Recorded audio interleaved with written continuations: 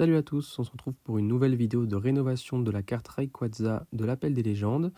On avait fait une première vidéo d'analyse des différents défauts et dégâts qu'avait la carte. Aujourd'hui, on s'attaque à la deuxième étape, qui est primordiale, c'est le nettoyage de la surface de la carte pour enlever les résidus et les poussières. Pour cela, on utilise une microfibre propre, il faut qu'elle soit propre, sinon on va masser la carte avec des poussières, ça va la rayer. En produit, j'utilise le produit nettoyant de Curse Card Care. Il y a plein d'autres alternatives. Moi, c'est celui que j'utilise. Le produit, on ne le met pas directement sur la carte, mais on le met sur la microfibre. Sinon, on va mouiller la carte et ça peut l'abîmer. Donc, on met sur la microfibre et ensuite, on nettoie la carte.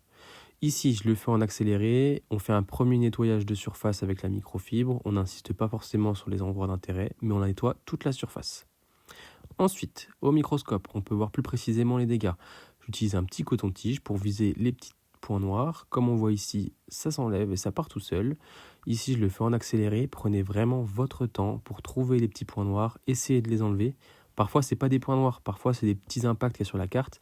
Donc, il ne faut pas trop forcer, il faut vraiment savoir faire la différence entre un impact et une saleté. Ici, on voit que tout part tout seul avec le produit.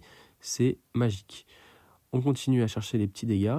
Et à la fin, on obtient une carte toute propre. Je ne sais pas ce que vous en pensez, mais la carte est déjà bien plus brillante. Je n'ai rien fait, je l'ai juste nettoyé et enlevé les points noirs. Je vais vous faire un avant-après pour comparer les deux cartes.